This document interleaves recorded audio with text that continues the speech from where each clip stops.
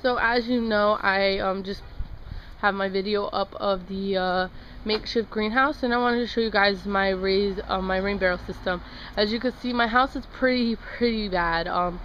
My husband and I are slowly but surely getting this all cleaned up so that we can make it look a little nicer back here. Through renovations, this is what we got, but in the end, you know, it'll be gone by the end of the summer. But so we have my Rain Berrel system. We kind of went with the same model as one of the other videos on here, which has everything kind of connected from the bottom. They fill up at the same rate. They're 255-gallon drums that I got for $20 a piece at a recycling company we have here. It's really the cheapest I could find them. Everywhere else was trying to charge me $30 or more, and buying them new was just pointless. They're made for Rain Barrels, and so yeah.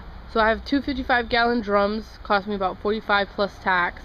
Then I got all the parts, which is that we use PVC, that we just kind of twisted into the bottom of the barrel, and it connects to the other barrel, which I like to call my principal barrel, because this barrel contains a hose bib on it so that I can get water out of here.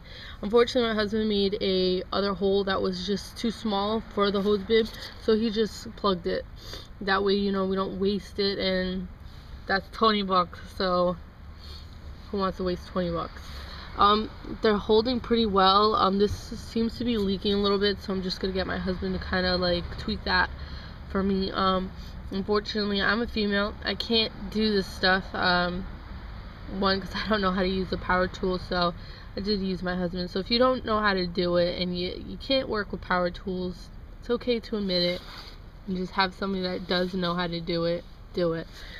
And then we have this at the end, which is the pipe that connects all of the rain barrels.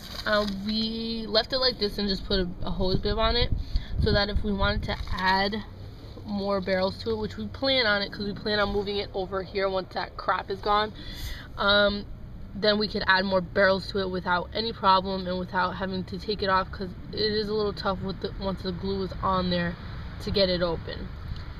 And then at the top, as you can see, this is the barrel before anything's cut out. It is closed barrel, so it was a little difficult to work with as far as screwing everything in, but we managed to get it all done. And these, you need a tool to get these off, unless you can maneuver it with a hammer and or with pliers, but it's a little hard, and we weren't going to buy the tool. So what we did was we cut one of these off, like right around here, and we put this here.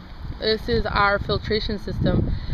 This contraption is actually a planter stand that I found at Walmart. I just had my husband cut out the bottom of it, as you can see, and then we put a strainer in there. The strainer is a little rough to work with. We were getting cut, so we took this pool net and we put it there, a pool net cleaner, and then we just screwed them on. And it actually works pretty well. As you can see, there's some gunk in here. Let me see if I can get a better look. And there you go, there's the gunk, and then you kind of just tap it out.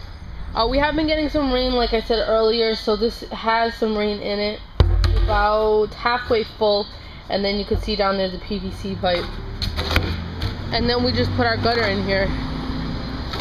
My husband's actually planning to secure this to the house, just because it does, in the wind, kind of move around, and it does come out, so it defeats the purpose of what we're using it for. So I'm going to show you the pressure that we get from these bibs. Let me just turn that over. It does start out pretty slow until you kind of turn it on, and then you do get some good pressure there. Just move my legs so I don't get wet here. And then this one, which I'm just going to come around, has a little bit more of a pressure, just because it's got the water from both barrels moving out of this one. We don't use this one, obviously, because it's too low to get anything underneath it. We prefer to use that one.